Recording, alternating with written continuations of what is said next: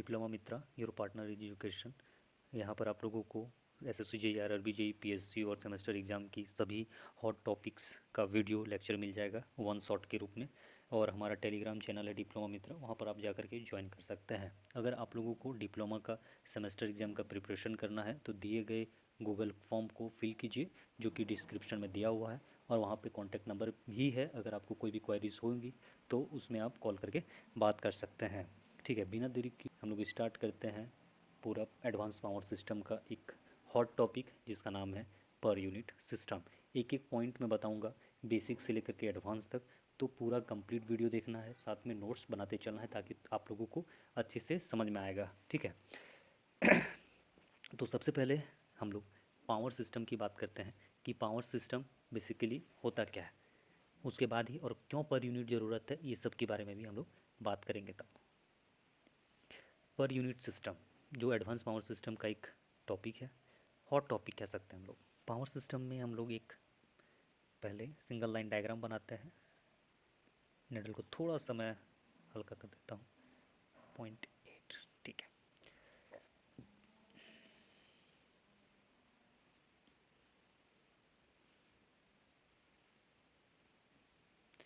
जिसमें 2 ट्रांसफार्मर लगी रहेंगी हमारी।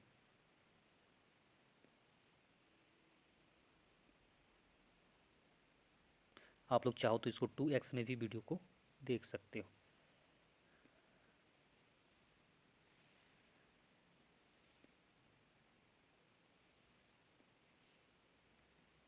और ये मेरा कोई लोड है। ठीक है, ट्रांसफार्मर T1 और ट्रांसफार्मर T2। ठीक है, और ये मेरा डिस्ट्रीब्यूशन ट्रांसफार्मर में जिसको हम लोग 440 वोल्ट से डिनोट करते हैं। ये क्या करता है, T1 क्या करता है कि 11 kV को मेरा 132 kV में कन्वर्ट करेगा। एक स्टेप अप ट्रांसफार्मर है। फिर एक स्टेप डाउन ट्रांसफार्मर यूज करेंगे जो 132 kV को 11 kV में कन्वर्ट करेगा। और ये मेरा डिस्ट्रीब्यूशन ट्रांसफार्मर है, डिस्ट्रीब्यूशन ट्रांसफार्मर। ठीक है, ये हम लिख दिए। इसको हम लोग क्या बोलते हैं, ट्रांसमिशन लाइन। और ये है मेरा जनरेशन, जहाँ पर हम लोगों ने 11 kV जनरेट किया है। पावर सिस्टम, ये पूरा ही जो हम लोग अभी बनाए हैं इस डायग्राम को हम लोग कहते हैं पावर सिस्टम। पावर सिस्टम, इस पूरी फिगर को हम लोग पावर सिस्टम का फिगर कहते हैं, सिंगल लाइन डायग्राम जिसको हम लोग कहते हैं। ठीक है,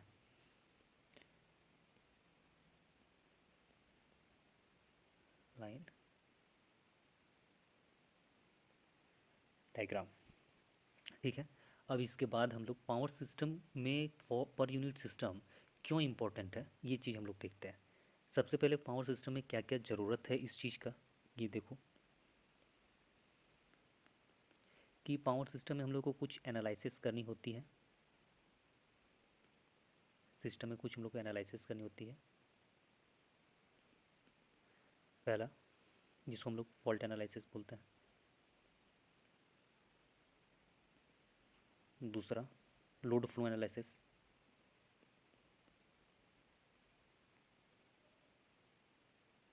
अगर कहीं स्पेलिंग मिस्टेक होगी तो उसे आप देख लेना है। Stability analysis. ये 3 टाइप की एनालिसिस होती है पावर सिस्टम में, जिस पे पर यूनिट का एक बहुत इंपॉर्टेंट हिस्सा हम लोग यूज़ करते हैं।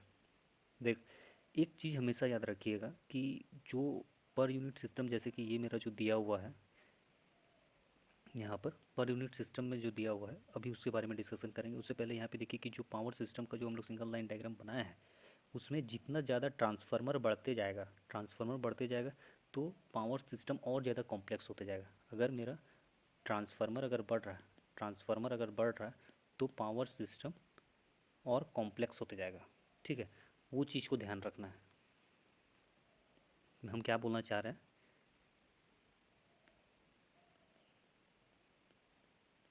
जितना ज़्यादा नंबर ऑफ ट्रांसफार्मर बढ़ेंगे उतना ज़्यादा पावर सिस्टम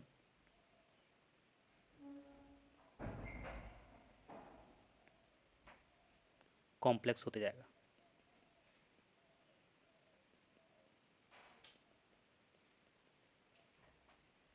ठीक है, ये चीज़ आपको याद रखना है।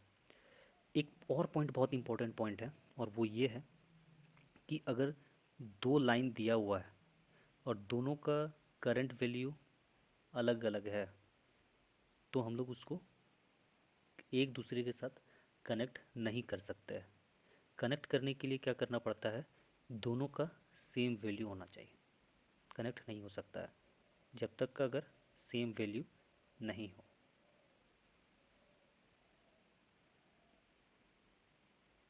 ठीक है, ये चीज़ आपको याद रखना है।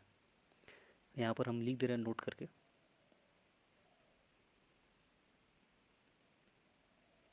हिंदी में लिख दे रहे हैं, हिंदी और इंग्लिश दोनों मिला के। If two line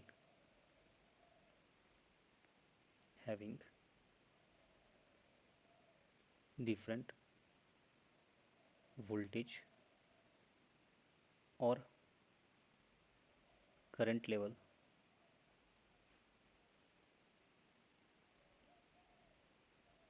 that time do not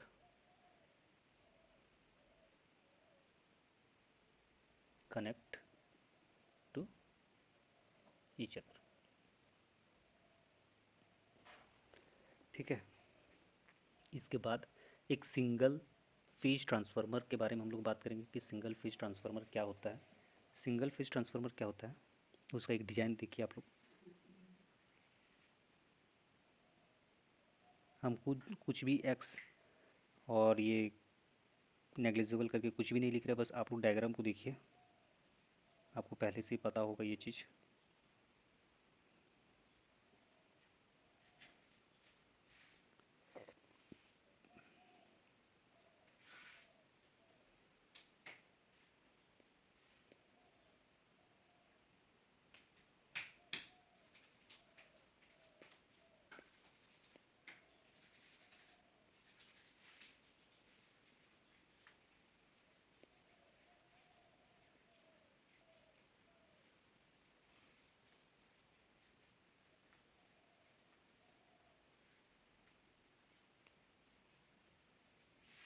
और इसमें से मेरा कोई एक लोड होगा।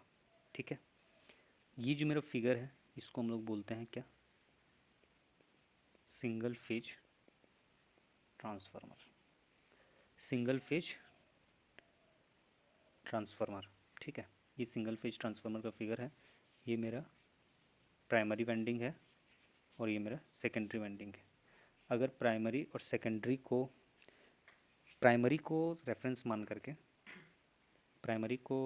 मान करके अगर हम लोग सेकेंडरी में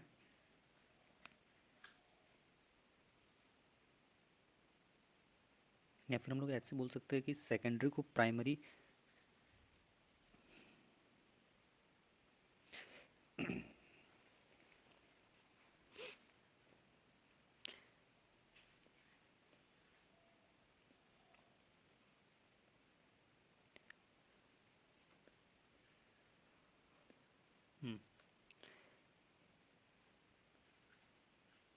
प्राइमरी को सेकेंडरी में रेफरेंस करने के बाद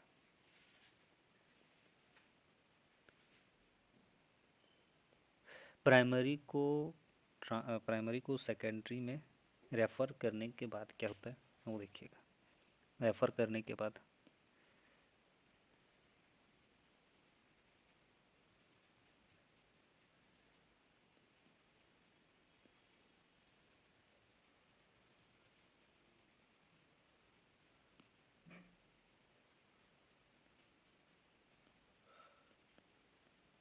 ये मेरा कुछ भी यहाँ पे जो था वही रहेगा, और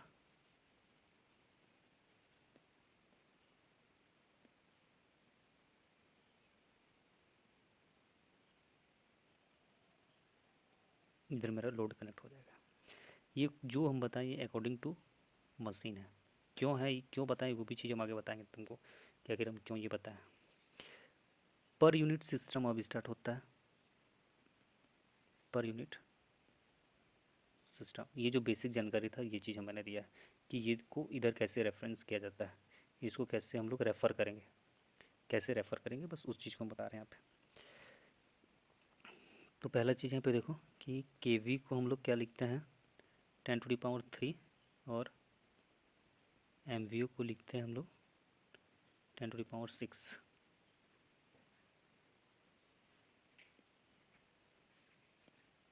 पर यूनिट का अगर डेफिनेशन तुमको बताएं तो पर यूनिट का डेफिनेशन क्या होता है, पावर सिस्टम में, अगर डेफिनेशन की जगह कॉन्सेप्ट समझ लो, पावर पर यूनिट सिस्टम होता क्या है कि पावर सिस्टम को स्टडी करते टाइम इम्पोर्टेंट है, क्योंकि जो भी मेरा वोल्टेज लेवल का, अगर मान लो कि जो भी मेरा डिफरेंट वोल्टेज है, ठीक है, डिफरेंट वोल्टेज है और डिफरेंट करंट लेवल है, ठीक है, तो इसको स्टडी करना बहुत हार्ड होता है। तो ये दोनों को हम लोग पर यूनिट वैल्यू में लेते हैं और उसके बाद कैलकुलेट करते हैं, जिससे हम लोग को कैलकुलेशन करने में इजी हो जाता है, ठीक है। अब यहाँ पे तुम लोग देखो कि पर यूनिट का फॉर्मूला क्या होता है, पर यूनिट इक्वल टू होता है actual value upon base value, ठीक है। एक्चुअल वैल्यू की जगह में हम लोग वैल्यू की जगह में ऐसे भी लिख सकते हैं, वैल्यू की जगह में ये भी हो सकता है पैरामीटर,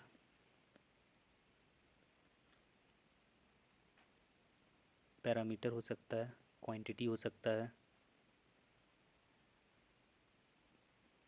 क्वांटिटी होता है, और ये एक्चुअल का मतलब क्या होता है, रियल वैल्यू। एक्चुअल का मतलब होता है रियल वैल्यू, जो किसी भी जिस चीज़ का भी हम लोग निकालेंगे वो ऑलरेडी दिया हुआ रहेगा उसमें, ठीक है। पर यूनिट सिस्टम में टोटल कितनी टाइप की क्वांटिटीज़ होती हैं, टोटल 4 क्वांटिटीज़ होती हैं, क्वांटिटी होती है किसमें, नंबर 1 वोल्टेज होता है, दूसरा करंट होता है, और तीसरा इम्पीडेंस होता है, और चौथा एपरेंट पावर होता है। एपरेंट पावर को हमेशा एस से डिनोट करते हैं, और इम्पीडेंस को जेड से, वोल्टेज को वी से, और करंट को आई से, ठीक है। अब इसके बाद एक चीज़ तुम लोग को हम बताएंगे और अभी बता रहे हैं कि अगर मान लो कि वोल्टेज का पर यूनिट निकालना है, वोल्टेज का पर यूनिट, तो वोल्टेज का पर यूनिट क्या होता है, वोल्टेज अपॉन, दोनों में तो वोल्टेज तो रहेगा ही मेरा, वोल्टेज का actual value upon base value, ठीक है। अगर तुमको करंट निकालना है, करंट, करंट का पर यूनिट निकालना है, तो क्या होता है, करंट का एक्चुअल अपॉन करंट का बेस। अगर तुमको इम्पीडेंस का निकालना है,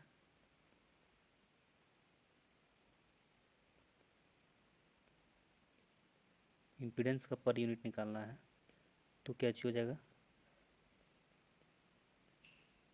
इम्पीडेंस का एक्चुअल अपॉन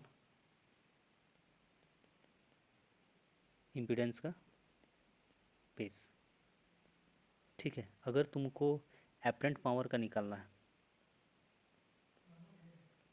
एपरेंट का निकला है, एपरेंट पावर का निकालना है पर यूनिट, तो क्या होता है,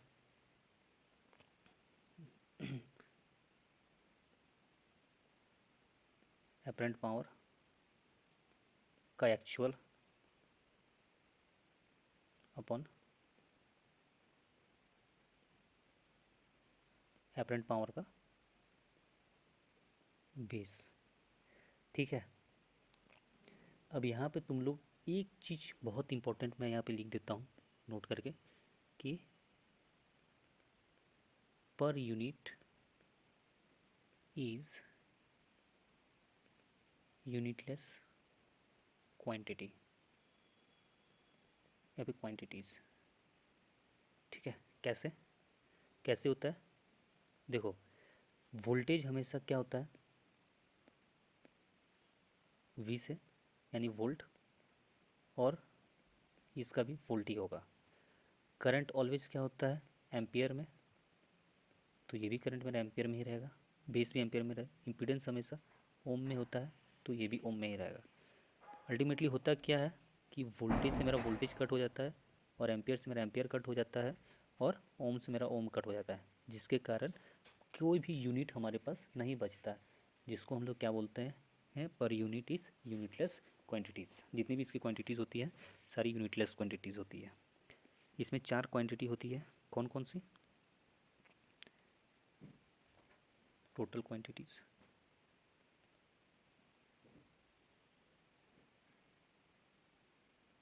ठीक है, टोटल 4 क्वांटिटीज होती हैं, कौन कौन सी क्वांटिटीज़ होती है? एपरेंट पावर, उसके बाद इम्पीडेंस, उसके बाद करंट, उसके बाद वोल्टेज, ये 4 क्वांटिटी होती है। इसमें से 2 फंडामेंटल क्वांटिटी होती है और 2 हम लोग को निकालना रहता है। नंबर 1 फंडामेंटल क्वांटिटी क्या होता है, कौन कौन सा होता है इसमें से? फंडामेंटल फंडामेंटल तो होता है, पहला होता है एपरेंट पावर का बेस, और दूसरा होता है वोल्टेज का बेस। एपरेंट पावर को हमेशा हम लोग MVA में दिखाते हैं, और वोल्टेज को हमेशा हम लोग KV में दिखाते हैं। ठीक है, और किसी भी क्वेश्चन में ये चीज़ 2 को फंडामेंटल क्वांटिटीज़ दी रहती हैं, और हम लोग को 2 को डिराइव करना रहता है, 2 को हम लोग को डिराइव करना रहेगा।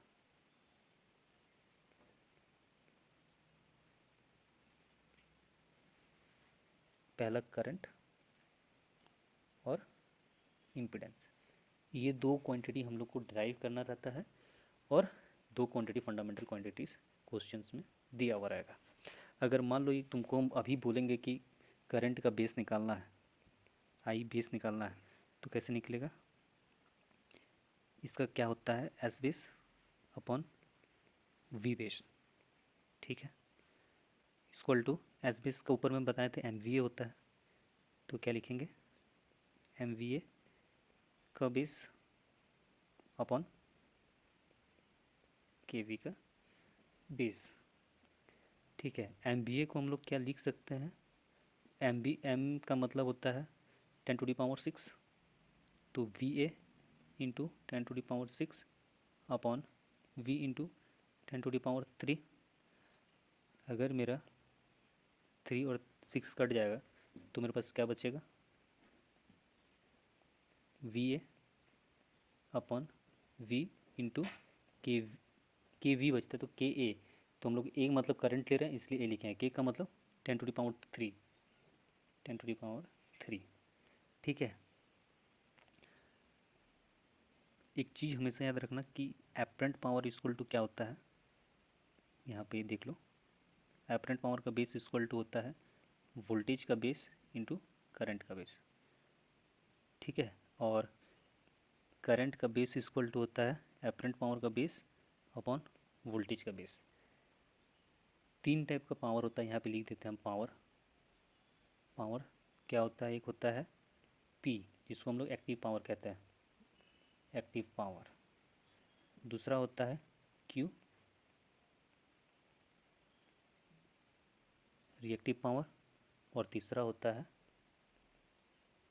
Apparent power. ठीक है, जिसको हम लोग डिनोट करते हैं S से। जो एक्चुअल पावर एक्टिव पावर होता है या एक्चुअल पावर होता है, वो एक्चुअली में हम लोग यूज़ करते हैं। रिएक्टिव पावर एक सपोर्टिव पावर होता है जो एक्चुअल पावर को सपोर्ट करता है, और एक्टिव और रिएक्टिव पावर दोनों मिल के जो बनता है उसको हम लोग एपरेंट पावर कहते हैं। मतलब टोटल पावर जिसको बोलते हैं उसको एपरेंट पावर बोलते हैं। ये चीज़ हम लोग को याद रखना है। ठीक है, ये तो मेरा अब ये जो पूरा था, ये जो मेरा अभी पूरा हम लोग जो ये किए, ये हम लोग का IB निकल गया फंडामेंटल क्वांटिटीज से। ठीक है, एक और निकालना है, जिसका नाम है जेड बेस। जेड बेस मतलब इम्पीडेंस, इम्पीडेंस निकालना है हम लोग को। जेड मतलब इम्पीडेंस, इम्पीडेंस कैलकुलेट करना है। तो इम्पीडेंस कैसे होगा, वी बेस का स्क्वायर अपॉन एस बेस, ठीक है। और इसका वही वी का मतलब कि वी का स्क्वायर का base upon M V A का बेस, ठीक है। ये मेरा पूरा हो गया। ये कैसे होता है इस चीज़ को यहाँ पे तुम लोग देखो, एस इक्वल टू होता है हमेशा वी स्क्वायर अपॉन जेड, और जेड बेस इक्वल टू हमेशा होगा वी स्क्वायर का बेस अपॉन एस बेस। तो ये सब याद रखना है तुम लोग को। इतना दूर समझ गया कि ये कैसे, ये फॉर्मूला दोनों कैसे हम लोग निकाले हैं। एस बेस कैसे हुआ, एस बेस इक्वल टू होता है वी बेस इंटू आई बेस। यहाँ पे तुम लोग देखो ये कैसे, ये चीज़ को देखो, आई बेस जो है ये मेरा आई बेस यहाँ पे दिया हुआ है, तो आई बेस को उठा के हम आई बेस में लिख दिए, और एस बेस मेरा ऊपर चला गया और नीचे मेरा वी बेस आ गया, ठीक है। क्योंकि S base equal to V base I base होता है, बस इतना ही था, ठीक है। और यहाँ पे तुम लोग जेड बेस इक्वल टू देखो कि जेड बेस इक्वल टू होता है क्या, वी बेस का स्क्वायर अपॉन एस बेस। तो एस बेस मेरा नीचे आ गया और वी बेस का ऊपर चला गया, बस इतना ही चीज़ तुम लिखा है। ये चीज़ हम लिखा के ऐसे कर दिया, तो पूरा इसी से मेरा डिराइव हो गया ये दोनों क्वांटिटीज़। अब पर यूनिट इम्पीडेंस हम लोग को निकालना है, पर यूनिट इम्पीडेंस। अगर समझ में नहीं आ रहा है तो एक बार फिर से रिपीट करके तुम लोग देख सकता है। Per unit impedance, per unit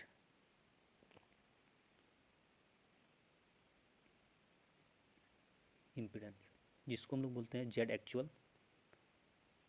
upon Z base. ये सब स्टैंडर्ड फार्मूला है, ठीक है। ये चीज़ स्टैंडर्ड फार्मूलाज हैं। पावर, यहाँ उससे पहले यहाँ पे कुछ तुम लोग समझ लो कि हम क्या बोलना चाहते हैं, कि पावर सिस्टम में क्या क्या चीज़ होता है। पावर सिस्टम देखो, पावर सिस्टम में एसी को हम लेते हैं, तो एसी में दो टाइप की पावर होती है, एक होता है सिंगल फेज और दूसरा होता है थ्री फेज। अगर हम लोग कॉम्प्लेक्स फॉर्म में बात करेंगे, कॉम्प्लेक्स फॉर्म में बात करेंगे तो इम्पीडेंस क्या होता है, इम्पीडेंस इक्वल टू होता है आर प्लस जे एक्स। आर मतलब रेजिस्टेंस, एक्स मतलब रिएक्टेंस। और अगर हम लोग वहीं पे एपरेंट पावर का बात करेंगे तो एक्चुअल पावर प्लस जे क्यू, ये होता है मेरा तो फॉर्मूला। अगर मान लेते हैं, अब मान लेते हैं हम लोग if Z equal to R plus J X मेरा ऊपर में दिया हुआ है, और per unit impedance, impedance equal to होता है आर प्लस जे एक्स अपॉन जेड बेस, ठीक है। तो पर यूनिट इम्पीडेंस इक्वल टू क्या होगा, पर यूनिट इम्पीडेंस इक्वल टू क्या हो जाएगा, या फिर जेड पी यू ऐसे भी लिख सकते हैं हम लोग। Z P U equal to हो जाएगा R upon Z base plus simple fraction J X upon Z base. अगर इतना हो गया तो क्या होगा, बस हम इसको फ्रैक्शन में कन्वर्ट किए हैं, ठीक है। कि आर पर यूनिट, जो मेरा ये आर ऊपर में लिखा हुआ है, R per unit plus R per unit plus जे एक्स का पर यूनिट इक्वल टू हो जाएगा मेरा R upon Z base plus जे एक्स जेड बेस। बेस इसको थोड़ा छोटा छोटा कर देते हैं क्योंकि हम लोग बी बेस लिए हैं, स्मॉल बी लिए हैं, तो स्मॉल बी का ही बात करेंगे हम लोग, ठीक है। यहाँ पे तुम लोग देखो कि कैसे हुआ, कि कॉम्प्लेक्स फॉर्म में दो फार्मूला हम लोग का दिया हुआ है, z base r base plus जे एक्स, और s equal to P plus J q दिया हुआ है। ऊपर से हम लोग बस इसको यहाँ पे लिख दिए हैं। पर यूनिट इंपीडेंस अब हम लोग को निकालना है, per unit impedance equal to R. अगर इंपीडेंस निकालना है तो इंपीडेंस में क्या होता है कि ये सब कुछ 20 में चला जाता है, ठीक है। तो अगर ये टोटल ही मेरा क्या है कि per unit Z per unit, ठीक है, ये total per unit Z per unit है। तो Z per unit equal to ये होगा, तो ये मेरा नीचे चला जाएगा, तो उसकी तरह Z base equal to R plus J X लिख दिए हैं। फिर से अगर जेड पर यूनिट निकालेंगे तो ये दोनों को फ्रैक्शन, सिंपल फ्रैक्शन कर दिए, आर और एक बार इसको और आर एक बार इसको, ठीक है। तो एक बार इसको और एक बार इसको, दोनों को हम लोग को बस फ्रैक्शन में कन्वर्ट कर दिए। तो अगर आर बेस का पर यूनिट, ठीक है, और जे एक्स का पर यूनिट, ठीक है, दोनों को यहीं पर रहने दिए, और ये दोनों मेरा ऊपर चला गया है। कैसे? जेड बेस का पर यूनिट, फिर नहीं, एक सेकंड समझो यहाँ पे क्या लिखा कि ये जो पर यूनिट इम्पीडेंस मेरा जो दिया हुआ है और इसका वैल्यू मेरा ये है, तो ये तो मेरा नीचे का है जैसा का वैसा ही है। Per unit impedance equal to क्या होता है ये बताओ। पर यूनिट का अगर मान लो कि इम्पीडेंस इक्वल टू होता है आर बेस का per unit upon Z A X, यही होता है ना। अगर जेड निकालना है तो R base plus X base, ये तो है Z equal to R base plus Z base, तो वही R equal to Z base, पूरा पर यूनिट का मतलब ये लिख दिए हैं, और ये ऊपर से मेरा जो पर यूनिट अभी निकालें वो ऊपर से नीचे आ गया, बस इतना ही, ठीक है। इसके बाद क्या होगा, तब हम लोग को कुछ मिलेगा, क्या मिलेगा, are per unit equal to होता है आर एक्चुअल, मेन फॉर्मूला हम लोग का यही है, यही हम लोग को याद रखना है, जेड बेस, ठीक है। और ये एक होता है x per unit, x per unit का मतलब रिएक्टेंस होता है। तो रिएक्टेंस कैसे काम करता है वो देखो, रिएक्टेंस एक्स का पर यूनिट इक्वल टू होता है x actual upon Z base, ये दोनों फार्मूला है हम लोग को याद रखना, ये दोनों को, ठीक है। अब यहाँ पे तुम एक चीज़ याद रखना कि आर का मतलब कुछ और नहीं, रेजिस्टेंस है, ठीक है, और एक्स इक्वल टू मेरा है रिएक्टेंस। क्या होता है कि एसी सर्किट में करंट के फ्लो का वो अपोजिशन है जो इम्पीडेंस या कैपेसिटेंस की वजह से होता है। मतलब ये हम बोलना चाह रहे हैं कि रिएक्टेंस वो एसी सर्किट में करंट का फ्लो का वो अपोजिशन है जो इम्पीडेंस या कैपेसिटेंस की वजह से होता है, ठीक है। ये चीज़ याद रखना कि रिएक्टेंस मतलब क्या होता है, बच्चों को ये चीज़ याद नहीं रहती है। और एस इक्वल टू क्या होता है, पी प्लस जे क्यू, ये अगर मान लो कि दिया हुआ है, if so per unit S का पर यूनिट अगर निकालेंगे हम लोग तो क्या हो जाएगा, एस एक्चुअल अपॉन एस का बेस, ठीक है। अगर फिर से अगर हम लोग को थोड़ा सा और इसको डिराइव करेंगे तो कैसे हो जाएगा, एस का per unit equal to P plus J Q, क्यों लिखे हैं देखो, एस इक्वल टू यहाँ पे देखो कि S equal to P plus J Q है, तो वहाँ पे ये चीज़ है, और यहाँ पे फिर अब मेरा आ जाएगा क्या, एस बेस। एस बेस का मतलब, एस बेस इसलिए हम बार बार लिख रहे हैं कि एस बेस का मतलब होता है कि जो कि मेरा रियल पावर है उसी से हम लोग सब कुछ कर रहे हैं ना। S equal to P plus J Q होता है, ठीक है। तो ये चीज़ हम लोग को याद रखना है, ठीक है। तो एस पर यूनिट का मतलब होता है, एस पर यूनिट को हम लोग कैसे तोड़ेंगे, पी का पर यूनिट प्लस जे क्यू का पर यूनिट, ठीक है। किसके बराबर होता है, ये दोनों को तोड़ दो, ऊपर वाले को, पी का एस बेस प्लस जे क्यू का एस बेस, ठीक है। ये चीज़ था हम लोग का निकला। तब फाइनली हम लोग को क्या निकल जाएगा कि अगर हम लोग को एक्टिव पावर और रिएक्टिव पावर निकालना है तो P equal to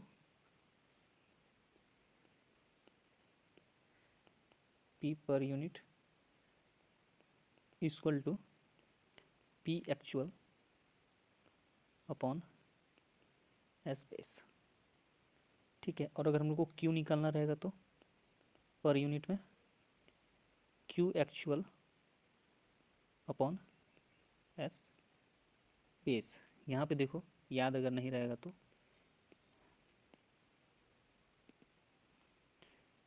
P equal to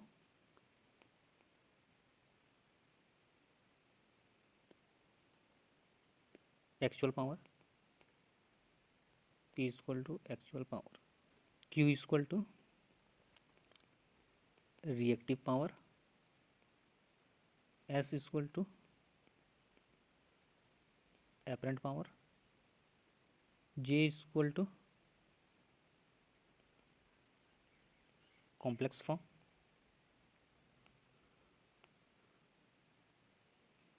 और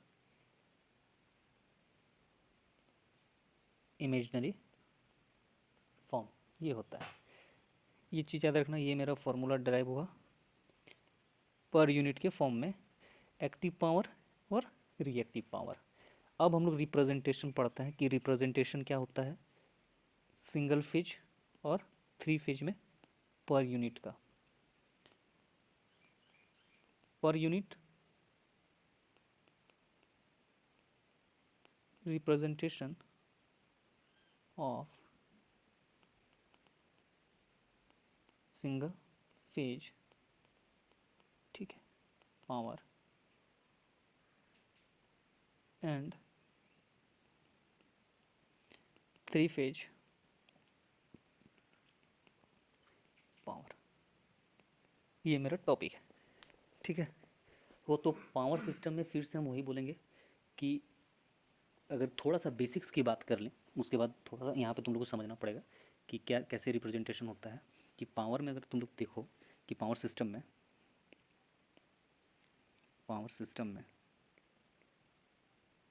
ठीक है, पावर सिस्टम में क्या होता है, एसी होता है, ठीक है। और एसी है तो इसे कुछ एक बेसिक याद रखना, कुछ बेसिक इलेक्ट्रिकल का बात कर लेते हैं। बेसिक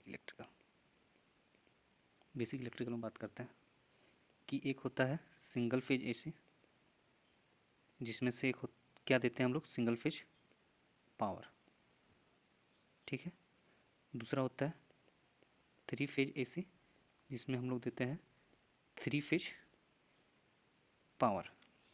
अगर मान लो कि हम लोग को सिंगल फेज एसी जो कि हम लोग घरों में यूज़ करते हैं उसका जनरेटर बनाना है, तो कैसे हम लोग बनाएंगे ये चीज़ देखो। मान लो कि फॉर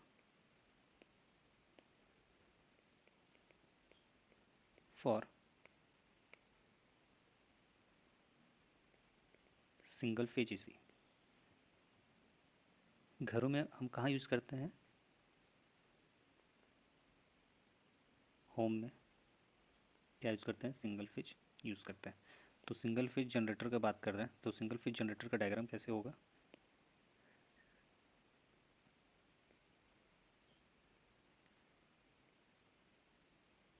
एक रेजिस्टेंस लगा देते हैं और मेरा कुछ भी रेजिस्टेंस और इंडक्टिव लोड हो जाएगा एक, ये मेरा लोड हो गया, ठीक है। अगर यहाँ पे हम लोग को पूछा जाएगा कि फेज वोल्टेज क्या होता है, तो दो लाइन के एक इनकमिंग एक आउटगोइंग के लिए दिया हुआ है प्लस माइनस, तो इन दोनों के बीच में जो होता है उसको क्या बोलते हैं हम लोग, फेज वोल्टेज, ठीक है। और जो लाइन करंट इसमें पार होता है, उस जो करंट इसमें से जाता है, जिस फेज से इस करंट पार होता है उसको हम लोग कहते हैं फेज करंट,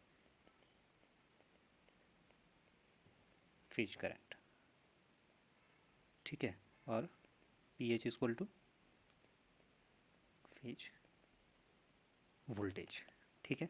ये फिगर मेरा कौन सा था, ये फिगर है हम लोग का सिंगल फेज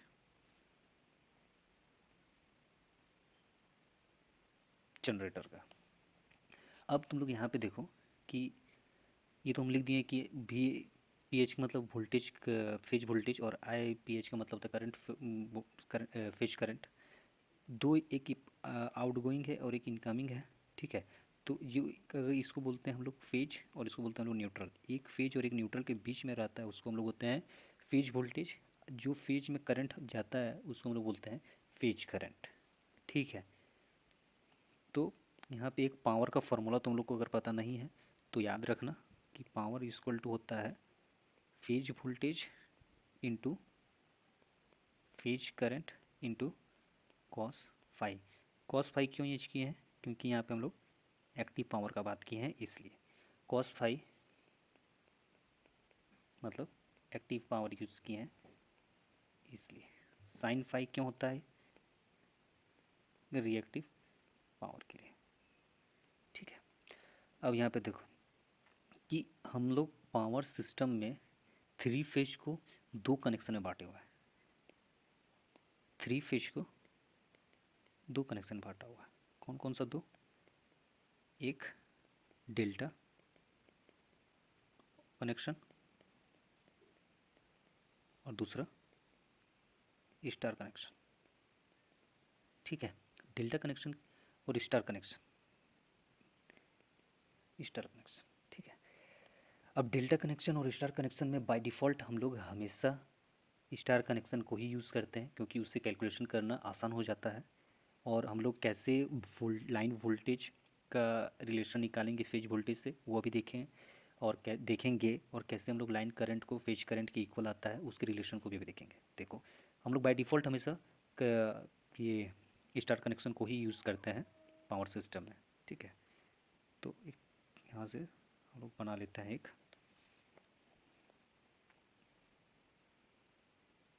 स्टार कनेक्शन बना लेते हैं यहाँ से। ठीक है,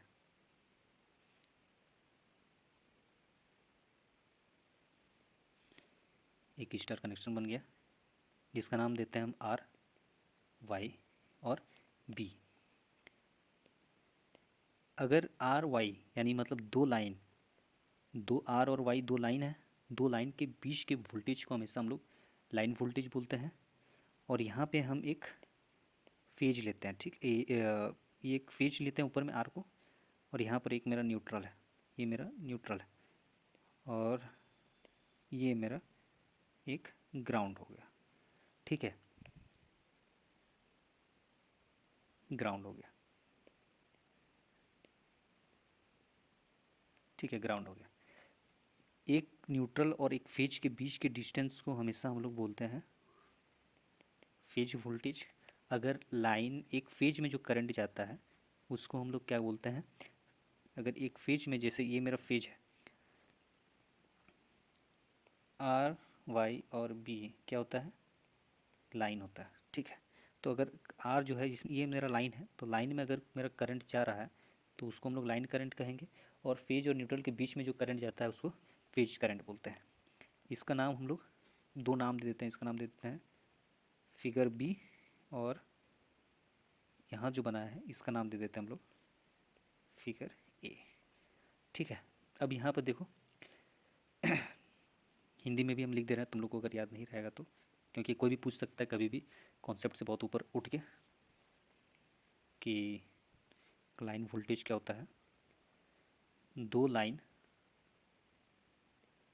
के बीच के वोल्टेज को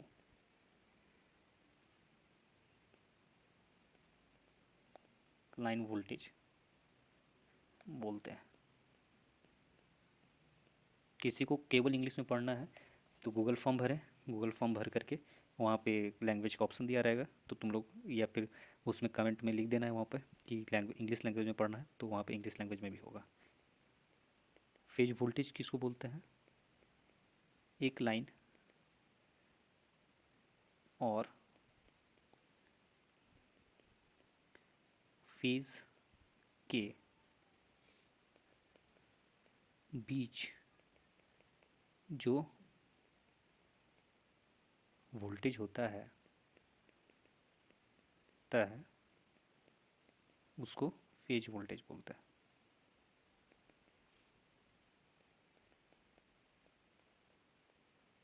ठीक है, लाइन करंट किसको बोलते हैं? लाइन करंट, लाइन में जो करंट बहता है उसे लाइन करंट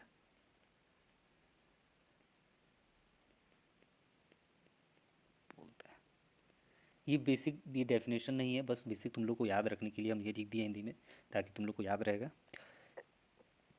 अगर हम लोग यहाँ पे स्टार कनेक्शन की बात करेंगे, कि स्टार कनेक्शन का बात कर रहे हैं हम लोग, स्टार, अगर हम लोग यहाँ पे स्टार कनेक्शन का बात करेंगे, ठीक है, स्टार कनेक्शन की बात करेंगे तो क्या होता है हमेशा याद रखना तुम लोग कि लाइन वोल्टेज हमेशा इक्वल टू होता है √3 फेज वोल्टेज के बराबर, ठीक है। ये चीज़ तुम लोग को याद रख लेना है। एक और होता है जिसको हम लोग बोलते हैं लाइन करंट इक्वल टू होता है फेज करंट। ये किस में होता है? ये होता है हम लोग का वाई कनेक्शन में। वाई मतलब स्टार कनेक्शन में, ये दोनों ही होता है। अब डेल्टा कनेक्शन में क्या होता है ये चीज़ तुम लोग देख लो कि फेज वोल्टेज और लाइन वोल्टेज कैसे क्या रिलेशन निभाता है डेल्टा कनेक्शन में। ये चीज़ देखो कि डेल्टा कनेक्शन में क्या होता है। For delta connection, delta connection में क्या होता है कि लाइन वोल्टेज इक्वल टू होता है फेज वोल्टेज के बराबर, ठीक है, फेज वोल्टेज के बराबर होता है। और लाइन करंट जो होता है, लाइन करंट क्या होता है √3 फेज करंट के बराबर होता है, ठीक है। अगर हम लोग जो फिगर ए जो ऊपर में हम बनाए हैं फिगर ए, यहाँ पे वो भी हम थोड़ा सा हिंदी में ही लिख देते हैं ताकि तुम लोग को याद रहेगा। याद बेसिकली याद रखना है, नोट्स तो कोई भी बनाता है। अकॉर्डिंग टू फिगर ए के AC2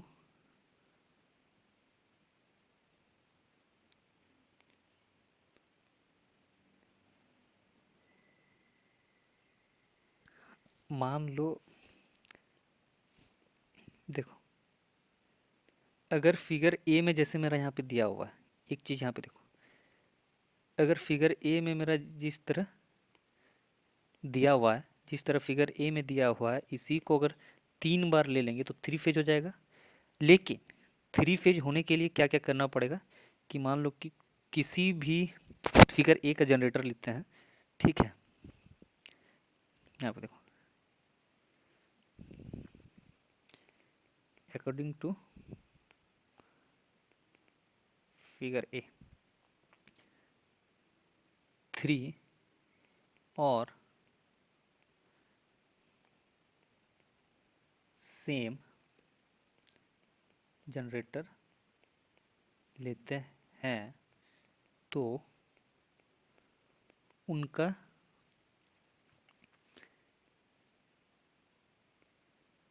बैलेंस लोड, मतलब लोड बैलेंस होना चाहिए, इम्पीडेंस इक्वल होना चाहिए और वोल्टेज सोर्स एक होना चाहिए। तभी जाके हम लोग 3 और कनेक्ट कर सकते हैं एक दूसरे के साथ। 3 और कनेक्ट करेंगे तभी वो हो जाएगा मेरा 3 फेज, ठीक है। ये चीज़ नोट करके तुम लोग याद रखना। किसी भी ए है और ए का impedance A equal to 3A, मतलब 3A सिंगल फेज है और उसको 3 फेज में कन्वर्ट करने के लिए हम लोग तभी कर सकते हैं जब उसका लोड बैलेंस, लोड बैलेंस होगा, इम्पीडेंस सेम होगा और वोल्टेज सोर्स सेम होगा, तभी कर सकते हैं। तब मेरा क्या आता है फाइनल फार्मूला, यहाँ पे तुम लोग देखो कि पावर का 3 फेज इक्वल टू हो जाएगा 3 phase into current phase into cos phi. यहाँ पे देखो सिंगल फेज का फॉर्मूला जो होता है ये होता है, सिंगल फेज का फॉर्मूला मेरा ये था, सिंगल फेज का फॉर्मूला ये था। तो सिंगल फेज में बस हम लोग 3 ऐड करके 3 फेज बना दिए, ठीक है।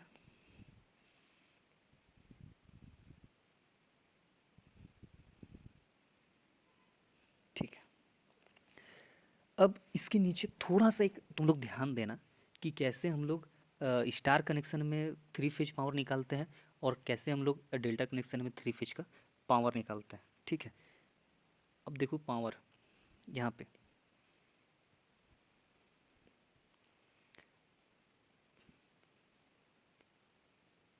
Power in 3 phase star connection. Star connection में क्या होता है, 3 into line voltage upon √3 into line current into cos phi.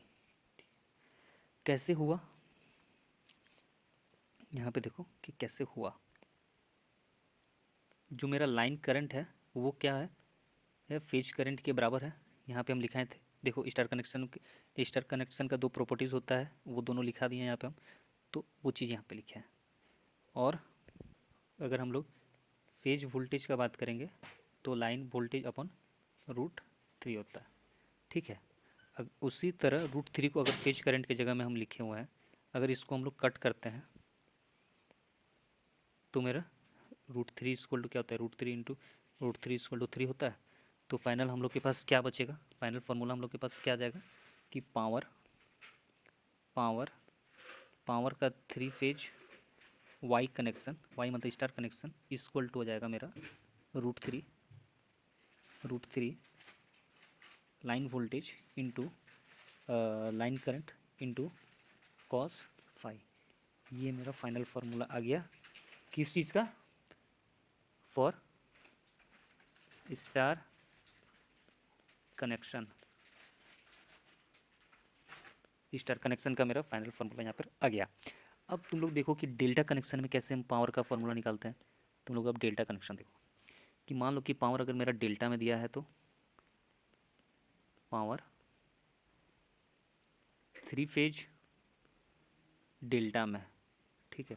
तो डेल्टा में क्या हो जाएगा 3, सेम तो वही रहेगा कि phase voltage into phase current into cos phi होगा, ठीक है। लेकिन इसका डेल्टा का कुछ अपना प्रॉपर्टीज़ है, पहले इसको लिख लेते हैं, into VL into IL upon √3, और इसको हम लोग बोलते हैं कॉस फाई। अब यहाँ पे ये कैसे आया, यहाँ पे तुम लोग एक चीज़ याद रखना, क्या कि अगर इसका प्रॉपर्टीज़ देखो यहाँ पर कि डेल्टा कनेक्शन में क्या होता है कि लाइन वोल्टेज फेज वोल्टेज के बराबर होता है, और लाइन करंट जो है √3 फेज वोल्टेज होता है, ठीक है। चलो अब उसी को हम यहाँ पे लिखते हैं कि कैसे हुआ। लाइन करंट इक्वल टू होता है फेज करंट इक्वल टू होता है लाइन करंट अपॉन √3, और लाइन वोल्टेज इक्वल टू होता है फेज वोल्टेज, जो ऊपर में हम 2 प्रॉपर्टीज़ लिखाए थे उसी के अकॉर्डिंग। तो √3 से मेरा 3 कट गया, तो फिर से √3 बच गया। तो मेरा फाइनली क्या आ जाएगा, पावर का डेल्टा में पावर का फॉर्मूला, पावर 3 फेज अगर डेल्टा की बात करेंगे तो फाइनली मेरा क्या आ जाएगा, √3 VL into IL into cos phi, ये मेरा इंटू हो जाएगा, ठीक है। उसके बाद क्या होगा कि ये जो मेरा अभी हम लोग निकाले हैं फाइनली, इसको हम लोग क्या बोलते हैं, इसको हम लोग बोलते हैं पावर फॉर डेल्टा कनेक्शन, ठीक है। ये चीज़ याद रखना। अब यहाँ पे तुम लोग एक चीज़ गौर करके देखेगा कि दोनों का वैल्यू मेरा सेम आया, 3 फेज डेल्टा का और 3 फेज स्टार का, दोनों का एक वैल्यू मेरा सेम है। तो मेरा यहाँ क्या निकल जाता है, अगर दोनों का अगर वैल्यू सेम है तो क्या होगा कि power in star connection always equal to power in delta connection. तो इसमें फॉर्मूला क्या निकलता है हम लोग का, √3 line voltage into line current into cos phi, ये मेरा फाइनल फार्मूला है याद रखने के लिए, ठीक है। यहाँ पे P का मतलब था मेरा क्या, एक्टिव पावर, ठीक है। सो डेट कॉस फाई क्यों यूज़ किया ये भी लिख दे रहे हैं, so that we use cos phi. चलो इतना दूर समझ गया। अगर यहीं रिएक्टिव पावर निकालने के लिए अगर बोला जाता कि अगर रिएक्टिव पावर निकालना रहता Q, तो हम ये भी याद रखना कि सेम ही रहेगा, बस साइन की जगह कॉस हो जाएगा। क्या है, Q star equal to same ही होता है Q delta equal to √3 line voltage into line current into sine phi, ठीक है। ये हो गया मेरा रिएक्टिव पावर के लिए, ये मेरा हो जाएगा Q equal to reactive power, reactive power, ठीक है। अगर तुमको कोई अगर बोल देगा क्वेश्चन में कि एपरेंट पावर निकालो, तो एपरेंट पावर कैसे निकलेगा? एपरेंट पावर का मतलब होता है टोटल पावर। तो अगर एपरेंट पावर निकालना है, एपरेंट पावर निकालना है, तो एपरेंट पावर कैसे निकलेगा? एपरेंट पावर क्या होता है? एस का single phase equal two phase voltage into phase current. ऊपर में हम लिखाए हैं एस। थ्री फेज क्या होता है? अब बस सिंगल फेज में थ्री जुड़ जाएगा, three phase voltage into phase current, ये होता है। स्टार कनेक्शन में तुम लोग को कुछ देर पहले जस्ट हम बताए थे यही कि स्टार कनेक्शन में क्या होता है, कि स्टार कनेक्शन में क्या होता है, कनेक्शन में क्या होता है कि वी एल इक्वल टू होता है रूट थ्री फेज वोल्टेज, और आई एल इक्वल टू होता है आई पर फेज, ठीक है। ये स्टार कनेक्शन के लिए। और अगर डेल्टा कनेक्शन का बात होगा, अगर डेल्टा कनेक्शन का बात होगा, डेल्टा कनेक्शन में क्या होता है कि line voltage is always equal to क्या हो जाएगा, फेज वोल्टेज का, और line current is equal to होता है रूट थ्री फेज करंट का, ठीक है। ये चीज़ तुम लोग को याद रखना है। अब यहाँ पर तुम लोग देखो कि फाइनली मेरा क्या निकला, फाइनली मेरा निकल गया यहाँ पे एस, इसके according S three phase star equal to three into V per unit per phase into per phase current, ठीक है। जो कि मेरा फाइनली निकलेगा क्या, three into V L upon root three, क्योंकि ये जो मेरा वोल्टेज पर फेज वोल्टेज है, अगर स्टार में देखेंगे तो पर फेज वोल्टेज इक्वल टू हो जाएगा V L upon root three, ये नीचे आ जाएगा। तो यहाँ पे इंटू, और करंट का हमेशा होता है लाइन करंट, तो यहाँ पे हम लोग यूज करेंगे लाइन करंट का।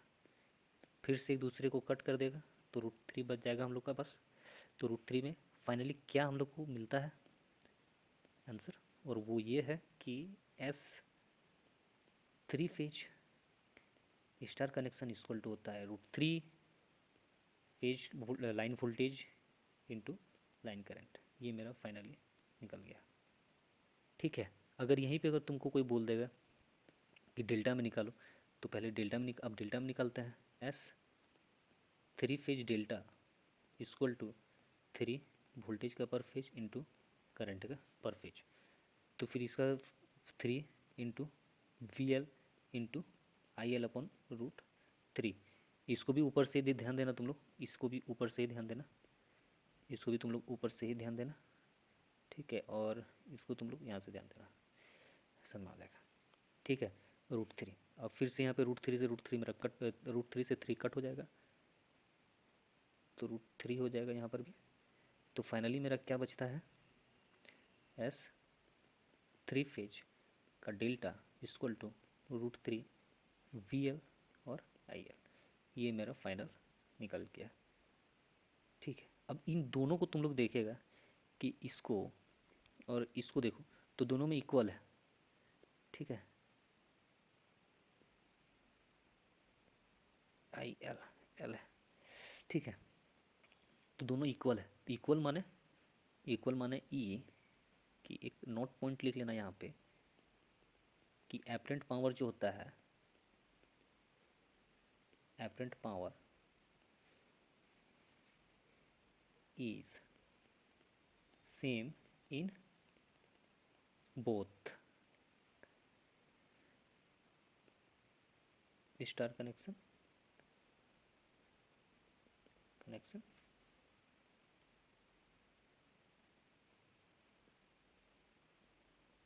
डेल्टा कनेक्शन, ठीक है। ये चीज़ था important.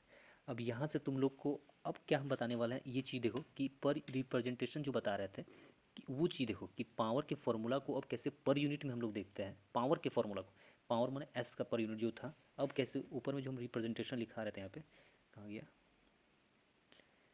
Represent per unit representation of single phase और थ्री फेज वो तो हम दिखा दिए। अब देखो कि कैसे उस पावर को कैसे हम लोग कन्वर्ट करते हैं सिंगल फेज में। ये तो पावर का फॉर्मूला निकाला है अभी तक में, अब कैसे उसको हम लोग रिप्रेजेंट करते हैं वो चीज़ को देखो।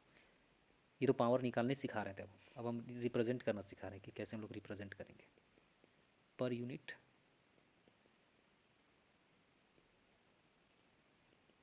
Representation of single phase power and three phase power. एक याद चीज़ रखना कि जब भी हम पावर सिस्टम में किसी भी क्वेश्चन को पढ़ते हैं तो बाय डिफ़ॉल्ट हम लोग हमेशा स्टार कनेक्शन को ही कंसिडर करेंगे, ठीक है। ऑलवेज प्रीफर इन पावर सिस्टम, ऑलवेज प्रीफर क्या करते हैं हम लोग, स्टार कनेक्शन को। क्योंकि अगर अगर मान लो कि डेल्टा कनेक्शन दिया होगा, कि मान लो किसी क्वेश्चन में डेल्टा कनेक्शन दिया होगा, अगर गिवन मेरा डेल्टा कनेक्शन है तो डेल्टा कनेक्शन दिया हुआ है, ठीक है, डेल्टा कनेक्शन दिया हुआ है तो सबसे पहले डेल्टा को स्टार में कन्वर्ट करेंगे, स्टार कनेक्शन में कन्वर्ट करेंगे, ठीक है। इसको बोलते हैं हम लोग कन्वर्ट। पहले हम लोग स्टार कनेक्शन में कन्वर्ट करेंगे, उसके बाद हम लोग फिर सॉल्यूशन निकालेंगे, मतलब सॉल्व करेंगे, ठीक है। इतना दूर तुम लोग को याद रखना है। अब यहाँ पे देखो कि वाई कनेक्शन का आखिर मतलब क्या होता है। वाई, अगर मान लो कि वाई कनेक्शन का मतलब, Y connection system, that mean, मतलब क्या होता है, उसका मतलब होता है जो ऊपर में लिखाए थे हम, √3 फेज वोल्टेज, ठीक है। फिर से हम वही लिख दे रहे हैं ताकि याद रहेगा तुम लोग को। फेज करंट ऊपर से हमको बार बार स्लाइड को ऊपर करने से अच्छा है। और इसका अगर हम 3 फेज में देखेंगे पावर, तो अपरेंट पावर का, तो वो होता है √3 लाइन वोल्टेज इंटू, वो भी अभी ड्राइव किए हम लोग इसका, ठीक है। तो ये चीज़ मेरा हो गया पूरा, जो भी ऊपर ड्राइव की वही चीज़ हम नीचे लिखे। अगर मान लो अगेन फिर से थोड़ा सा पावर को और डिस्कस करते हैं हम लोग थोड़ा सा भी, ठीक है, मिलके, क्योंकि मेन यही है और थोड़ा सा कुछ देर में, आधा एक घंटा में ख़त्म हो जाएगा। अगेन अगर हम लोग एपरेंट पावर को सिंगल फेज देंगे, वो क्या होता है, वोल्टेज का पर फेज इंटू करंट का पर फेज, ठीक है। और यहाँ पे एस 3 फेज में रहा अगर, तो क्या होता है, 3 फेज वोल्टेज का पर फेज इंटू करंट का पर फेज। तो अगर क्या हम लोग इसको, ये जो मेरा दिया हुआ है कि वोल्टेज का per phase is equal to मेरा ये है, देखो यहाँ पर है ना इक्वल, तो इसके जगह में हम लोग ये लिख सकते हैं ना, 3 एस का सिंगल फेज, आराम से लिख सकते हैं। तो इसको एस का 3, अगर तो इसी को हम 3 फेज में लिखेंगे तो कैसे लिखेंगे, S 3 phase equal to 3 S single phase. ये थोड़ा सा इम्पोर्टेंट था, कैसे निकला समझ में आ गया होगा। कैसे निकला, ये देखो निकला यहाँ से कि सिंगल फेज दिया हुआ है और 3 फेज, सिंगल फेज का वैल्यू ये है और 3 फेज का वैल्यू ये है, तो ये वाला जो वैल्यू है ये मेरा, ये इसकी वैल्यू के 3 में है और इसके इक्वल में मेरा ये दिया हुआ है, तो इसके जगह पे हम लोग ये यूज़ कर रहे हैं, बस इतना ही था। और जितना भी हम घेरा बना रहे हैं, डिब्बा बना रहे हैं, उसको याद कर लेना तुम लोग, बहुत इंपॉर्टेंट है वो, ठीक है। अगर अब जो एक नया टॉपिक हम लोग का स्टार्ट हो रहा है जिसको हम लोग बोलते हैं पर यूनिट कन्वर्जन, ठीक है, per unit conversion.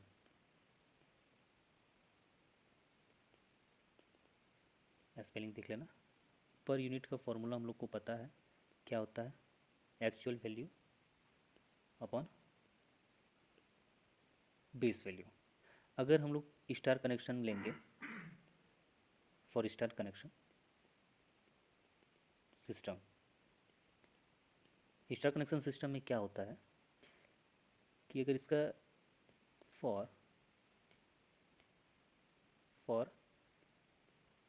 Base value, तो बेस वैल्यू के अकॉर्डिंग क्या होता है कि लाइन वोल्टेज का बेस इक्वल टू होता है √3 फेज वोल्टेज का बेस, ठीक है। ये तो हम लोग को पता है। और लाइन करंट का बेस इज इक्वल टू होता है फेज करंट का बेस। ये भी चीज़ हम लोग को पता है, ठीक है। और हम लोग को ये भी चीज़ पता है कि पर फेज वोल्टेज का बेस इज इक्वल टू होता है लाइन वोल्टेज का बेस अपॉन √3। अगर हम यहाँ पे एपरेंट पावर लें या फिर एपरेंट पावर का ही बात करें, एपरेंट पावर क्योंकि टोटल पावर होता है, एपरेंट पावर का सिंगल फेज लें बेस में, तो क्या फेज वोल्टेज का बेस इनटू फेज करंट का बेस होता है सिंगल फेज में। अगर उसी को अगर हम लोग 3 से इंटू कर दें, यानी ऐसे एस 3 फेज का base is equal to 3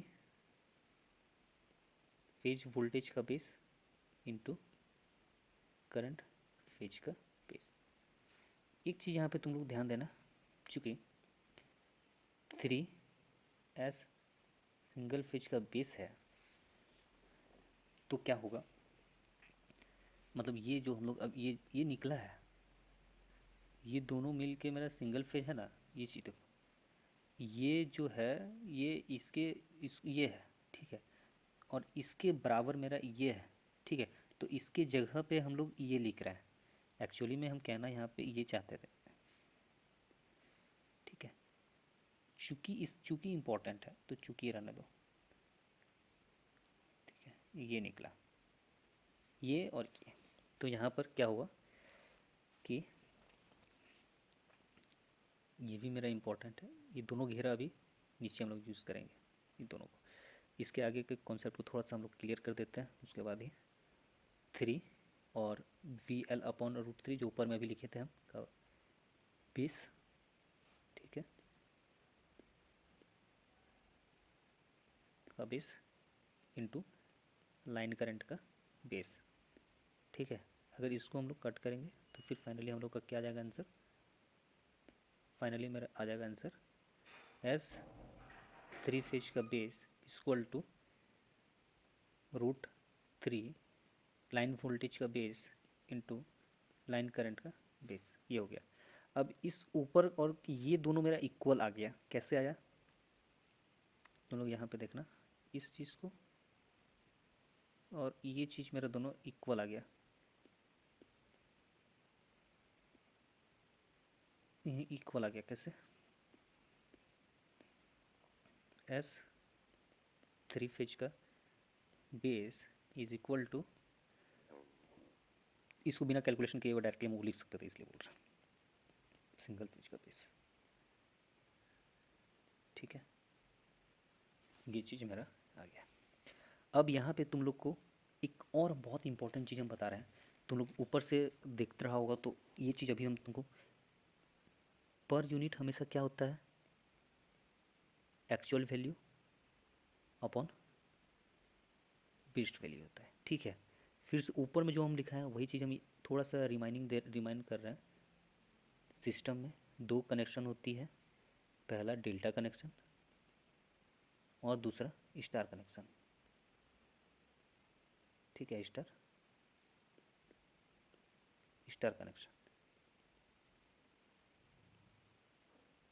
connection होता है। अगर हम लोग स्टार, फिर से हम, क्योंकि बाय डिफ़ॉल्ट हम लोग हमेशा स्टार कनेक्शन ही यूज करते हैं, स्टार कनेक्शन लेंगे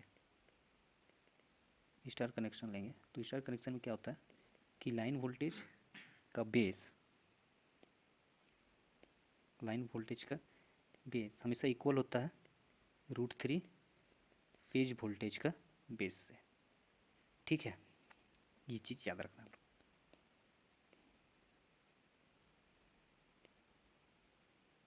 चूँकि फेज वोल्टेज का बेस इज इक्वल टू होता है लाइन वोल्टेज का बेस अपॉन √3। अगर इसको हम अगर करंट का बेस में अगर हम लोग देखेंगे, करंट में कि लाइन करंट का, अगर लाइन करंट का बेस इक्वल टू होता है फेज करंट का बेस, ठीक है। इसको भी याद रखना है तुम लोगों को। एस इक्वल टू क्या होता है, एपरेंट पावर होता है। अगर सिंगल फेज में अगर देखेंगे हम लोग, इफ़ सिंगल फेज, तो क्या होता है एस सिंगल फेज का base is equal two phase voltage का बेस इनटू फेज करंट का बेस। अगर हम लोग थ्री फेज का बात करेंगे, तो थ्री फेज में क्या होता है, थ्री फेज का base is equal to three phase voltage का बेस इनटू फेज करंट का बेस। ठीक है, तो मेरा थ्री, अगर इसको हम थोड़ा सा कॉम्प्लेक्सिटी को कम करेंगे तो क्या आ जाएगा, ऊपर के according V L upon root three, ये पूरा ही मेरा बेस में है, इंटू आई एल का बेस, फिर से कट हो जाएगा, और कट होने के बाद फाइनली मेरा क्या आ जाएगा, फाइनली मेरा आ जाएगा क्या, एस इक्वल टू एस, अगर हम थ्री फेज में ले रहे हैं एस थ्री फेज का बेस इक्वल टू हो जाएगा मेरा root three line voltage, root three line voltage का बेस इंटू लाइन करंट का बेस। ठीक है, कैसे ये हुआ इसको अभी हम ऊपर में दिखा रहे हैं, पहले और थोड़ा सा एक्सप्लेन कॉम्प्लेक्सिटी को कम करते हैं। सो एस थ्री फेज का base is equal to three S single phase का बेस, ये वाला मेरा इंपॉर्टेंट है।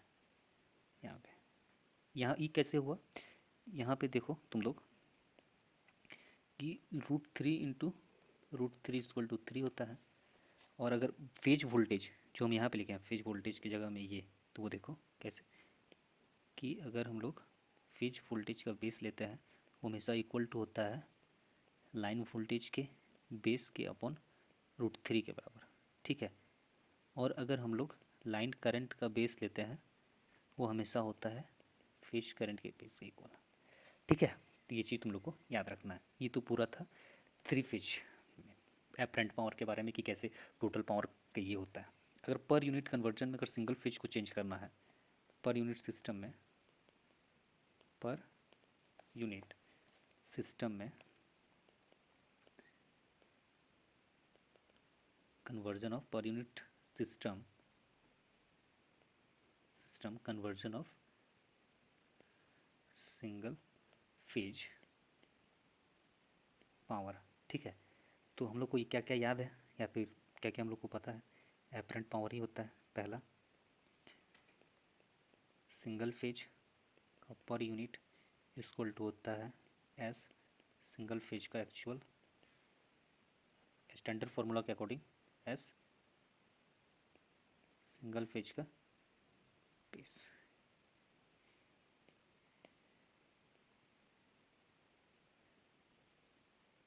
ठीक है, ये कैसे हुआ जो नीचे वाला हम लिखे हैं, ये कैसे हुआ, ये होता है चूँकि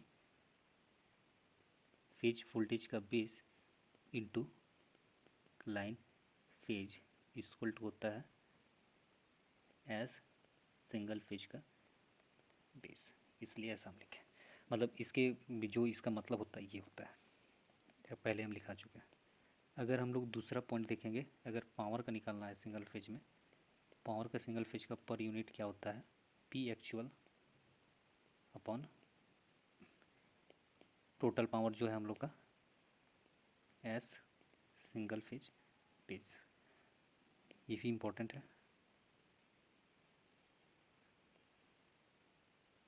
ठीक है, और उसके बाद मेरा क्या है, एक रिएक्टिव पावर जो मेरा क्यू सिंगल फेज का पर यूनिट जो होता है वो क्या होता है, Q actual upon S single phase का बेस।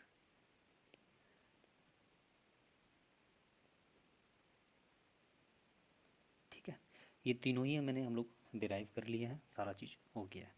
अब पर यूनिट सिस्टम में एक और इम्पॉर्टेंट चीज़ है कि थ्री फेज को कैसे कन्वर्ट करते हैं हम लोग, per unit conversion of three phase power. Three phase power में पहला हम लोग को क्या है, apparent power S, three phase का पर यूनिट इक्वल टू होता है एस थ्री फेज का actual upon S three phase का बेस।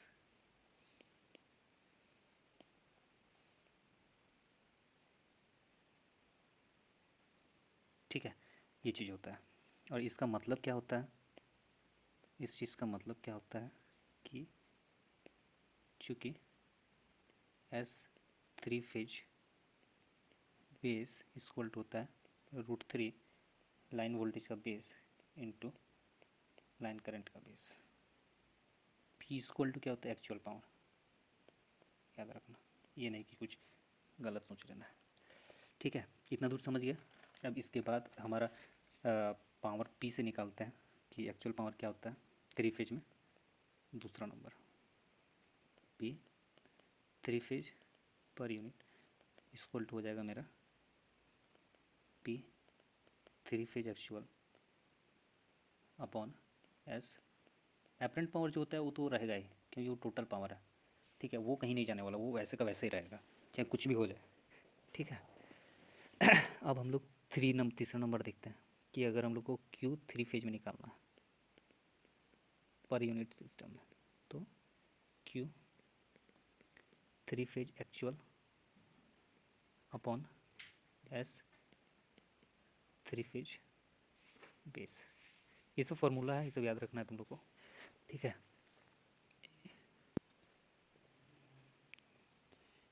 क्यू इक्वल टू होता है रिएक्टिव पावर। ठीक है, अब तुम लोग यहाँ पे ध्यान दो, थोड़ा सा ध्यान देना कि क्या है। अगर यहाँ पे तुम लोग देखेगा कि मेरा S जो है एपरेंट पावर थ्री फेज में पर यूनिट इक्वल टू होता है S थ्री फेज का actual upon S three phase का बेस। ठीक है, तो अगर इसको हम लिखेंगे ऐसे, S थ्री फेज का per unit is equal to three single phase का एक्चुअल, लिख सकते हैं ना, और S सिंगल फेज का बेस लिख सकते हैं। टोटल मेरा क्या हो जाएगा, थ्री फेज में ही रहेगा, थ्री फेज में रहेगा। ठीक है, तो थ्री से मेरा थ्री कट हो गया, तो फाइनली हम लोग के पास क्या बचता है, फाइनली हम लोग के पास बच जाएगा क्या, S three phase per unit equal to S single phase actual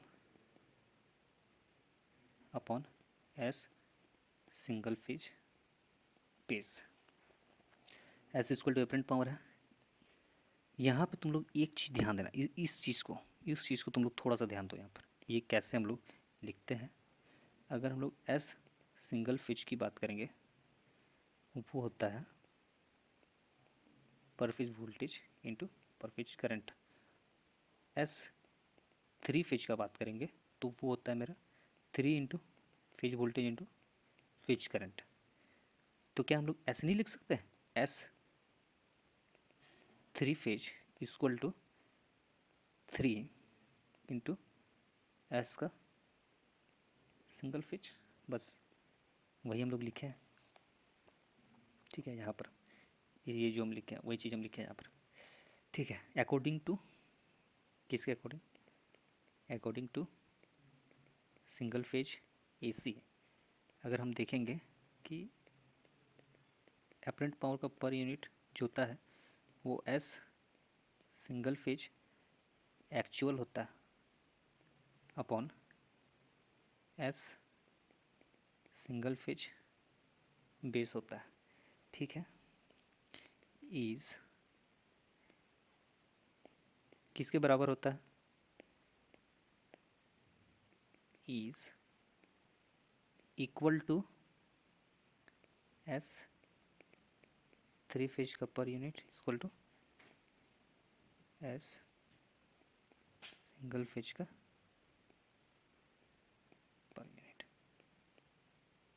समझ में आ गया ना कैसे हुआ ये पूरा चीज़ भी इक्वल होता है। अरे यहाँ पे देखो ना, सिंगल फेज में मेरा ये है एस इक्वल टू ये, और थ्री फेज में ये है, तो ये दोनों इक्वल ना हुआ, तो ये दोनों इक्वल हो गया, तो वही तो नीचे लिख दिया है और क्या। ठीक है, दोनों इक्वल होता है। अब यहाँ से थोड़ा सा ध्यान तुम लोग और देना, थोड़ा सा भी इम्पोर्टेंट कॉन्सेप्ट का ओर जा रहे हैं हम लोग, कि पावर का मतलब एक्चुअल पावर जो है उसको निकालना। एक्चुअल पावर को कैसे निकालेंगे हम लोग पर यूनिट में, ये देखना। पी एक्चुअल का सिंगल फेज में क्या होता है पर यूनिट के फॉर्म में, P actual upon S single phase base, जिसको हम लोग लिख सकते हैं पावर का सिंगल फेज अपॉन एस का सिंगल फेज का बेस। ठीक है, इतना होते अगर हम लोग पावर का थ्री फेज निकालेंगे, कि पावर का थ्री फेज होता है पर यूनिट के फॉर्म में, वो क्या होता है पी थ्री फेज का actual upon S three phase का बेस। ठीक है, अगर इसको थोड़ा और हम लोग ध्यान देंगे तो क्या होता है पी थ्री फेज का per unit is equal to होता है three into phase voltage into phase current into cos phi, ये होता है थ्री फेज में। और थ्री फेज में बस इतना होगा कि एस थ्री फेज का बेस। हम लोग को पता है, क्या पता है, क्या पता है हम लोग को, चूँकि सिंगल फेज है तो पावर सिंगल फेज में क्या होता है I phase into V phase into cos phi. ठीक है, अब यहाँ पे इसके बाद क्या होगा कि पावर का अगर ये जो लिखा हुआ ये, इसको कैसे हम लोग लिखेंगे कि थ्री, वही ऊपर में जो लिखे हैं वही थ्री, इसको ऐसे लिख सकते हैं, ऐसे लिख सकते हैं ना, इज इक्वल टू मतलब या फिर अपॉन में, अपॉन थ्री, क्योंकि पर यूनिट है इसलिए। देखो इस ये बोल रहा है इसके बराबर मेरा ये और ये है ना, तो सिंगल फेज में मेरा ये होता है तो थ्री से इंटू हो गया है, तो ये जो होता है थ्री से इंटू मतलब थ्री फेज का पर यूनिट बात हो रहा है, तो ये होगा और अपॉन में मेरा ये होगा, तो बस उसी को हम लोग लिख रहे हैं यहाँ पे एस थ्री फेज का बेस। तो एस अगर थ्री फेज निकालना है तो क्या होता है थ्री एस बेस का वन, जो ऊपर में हम लिखा दिया है ये होता है। तो थ्री से थ्री अगर मेरा कट हो जाता है, थ्री से थ्री मेरा कट हो जाता है, तो फाइनली हम लोग का क्या निकलता है, फाइनली हम लोग का क्या निकलेगा, फाइनली हम लोग का क्या निकलेगा पी थ्री फेज का per unit is equal to power actual power का सिंगल फेज का पर यूनिट, ये दोनों ही इक्वल होता है। जैसे ये मेरा थ्री फेज में निकला, ठीक है, ये मेरा थ्री फेज में निकला, ये मेरा पूरा थ्री फेज में है, और अगर सिंगल फेज में देखेंगे तो सिंगल फेज में भी मेरा वही है। देखो ये सिंगल फेज और ये है मेरा, और ये है मेरा थ्री फेज, तो इसीलिए मेरा दोनों इक्वल हो गया। अब यहाँ तक समझ गया तो बस लास्ट बचा है एपरेंट पावर को कैसे निकालते हैं। अब एपरेंट पावर को देखना, एपरेंट पावर कैसे निकालते हैं, एपरेंट पावर, एपरेंट पावर कैसे निकलेगा कि अगर Q मेरा थ्री फेज पर यूनिट में दिया हुआ है तो क्या होता है Q सिंगल फेज का पर यूनिट, इसको हॉलिकल में भी लिख सकते हैं।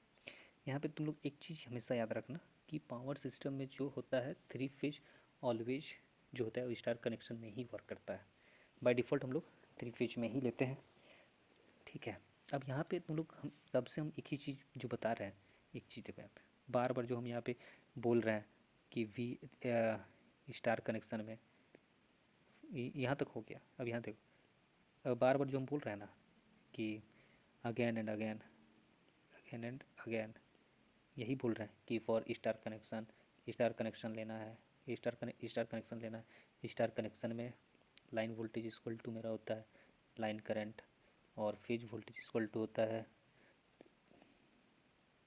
इक्वल टू नहीं होता है एक्चुअली, मैं बोलना ये चाहते हैं कि लाइन वोल्टेज बोल रहे हैं बार बार, या फिर फेज वोल्टेज बोल रहे हैं, या फिर लाइन करंट बोल रहे हैं, और फेज करंट बोल रहे हैं। इसको निकालने में बहुत कॉम्प्लेक्सिटी आता है। इसी के लिए हम यहाँ पे क्या कर रहे हैं, वो देखो, इतना कॉम्प्लेक्सिटी को हटाने के लिए कि वी एल इक्वल टू होता है क्या, ऊपर में डिराइव कर दिए हैं कि कैसे हुआ है, ये होता है, ठीक है। और अगर आई एल निकालना है, मतलब लाइन करंट निकालना है, तो होता है परफेक्ट, किसमें, स्टार कनेक्शन में, ठीक है। बट पर यूनिट सिस्टम में क्या होगा, ये देखो कि जो मेरा लाइन वोल्टेज का पर यूनिट है वो इक्वल टू होता है फेज वोल्टेज का पर यूनिट में, ठीक है। और जो मेरा लाइन करंट का पर यूनिट है वो इक्वल टू होता है फेज करंट का पर यूनिट के बराबर, और ये दोनों ही क्या होता है, पर यूनिट में इक्वल होता है। अब यहाँ पर एकदम और आधा घंटा में हम लोग पूरा ख़त्म करने वाले हैं इस पूरे लेक्चर को। ये बड़ा सा हॉट टॉपिक जो था हम लोग का पर यूनिट सिस्टम, वो बस ख़त्म ही होने वाला है। ये चीज़ तुम लोग को याद है, हम जो अभी ऊपर में बताए थे, बस वही सेम चीज़ को फिर से हम दिख लें कि वोल्टेज का पर फेज जो होता है पर यूनिट में, वो क्या होता है कि पर फेज वोल्टेज का एक्चुअल अपॉन फेज वोल्टेज का बेस होता है, ठीक है। और सेम अगर दो में देखेंगे, तो दूसरा में देखते हैं कि लाइन वोल्टेज का पर यूनिट इक्वल टू होता है का लाइन वोल्टेज का रियल मतलब जो रियल पावर मेरा दिया हुआ है वो मेरा बेस करंट के बराबर होता है। ये चीज़ हम लोग को पता था। और इसका मेरा क्या होता है, √3 phase voltage upon √3 phase voltage का बेस। अब इस यहाँ पे तुम लोग थोड़ा सा ध्यान देना कि ये कैसे आया। ये मेरा आया क्योंकि जो मेरा लाइन वोल्टेज है वो इक्वल टू होता है 3 फेज वोल्टेज का, और लाइन करंट जो होता है वो फेज करंट के बराबर होता है। और ये कैसे आया, ये आया क्योंकि जो मेरा लाइन वोल्टेज का base equal to √3 phase voltage का बेस, ठीक है। और लाइन करंट का बेस हमेशा इक्वल टू होता है फेज करंट का बेस का बराबर, बेस के बराबर होता है, ठीक है, बेस के बराबर होगा।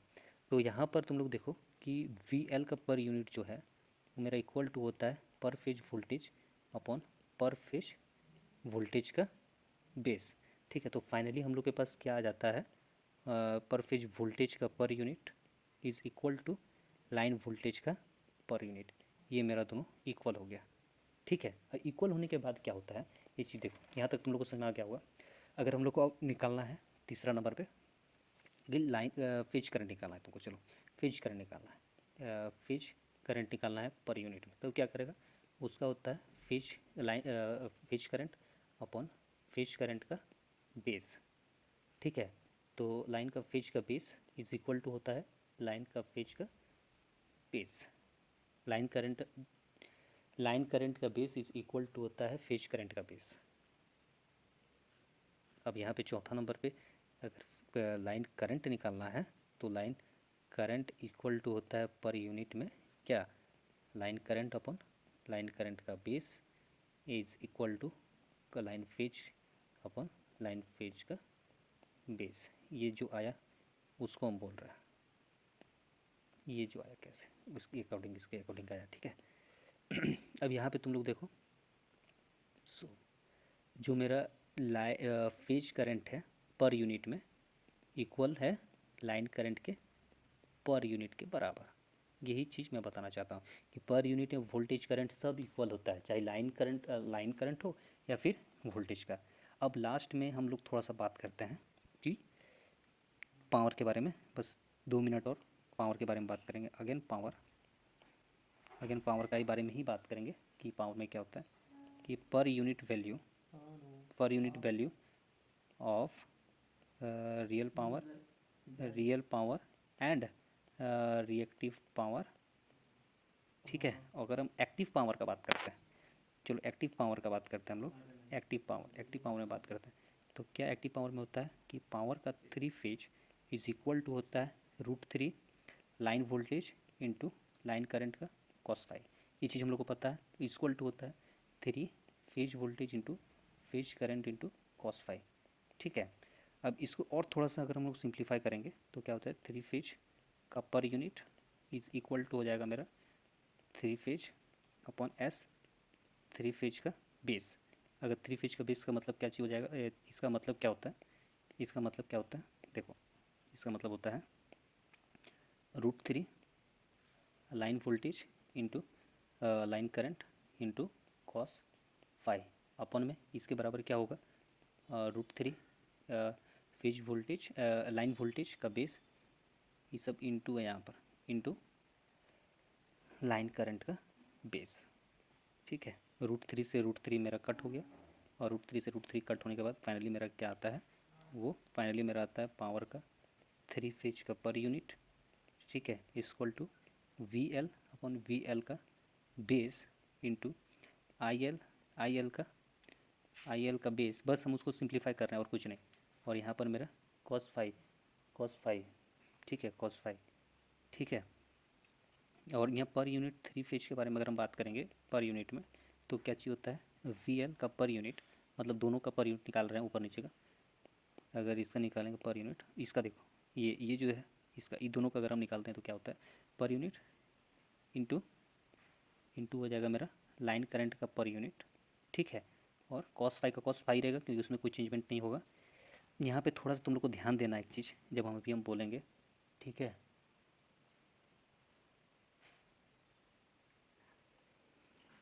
ठीक है, उसके बाद यहाँ पे तुम लोग देखो पावर का 3 फेज जो है मेरा पर यूनिट में, वो पर यूनिट होता है इंटू पर यूनिट होता है इंटू कॉस फाई। ये चीज़ मेरा पूरा हो गया। ठीक है, अब इतना सारा चीज़ होने के बाद फाइनली हम लोग के पास क्या आता है, वो देखो कि पावर का 3 फेज का per unit into line phase का per unit equal to cos phi. ये चीज़ हम लोग के पास आ गया। ठीक है, कैसे आया, तो इस जगह थोड़ा सा तुम लोग देखो, इक्वल टू आ गया। तो यहाँ पे ये चीज़ कैसे आया, इस चीज़ को देखो, ये चीज़ को देखो कि ये कैसे आया। यहाँ पे तुम लोग ध्यान देना कि VL का पर यूनिट अगर हम लोग लेते हैं तो क्या होता है, वोल्टेज का पर यूनिट।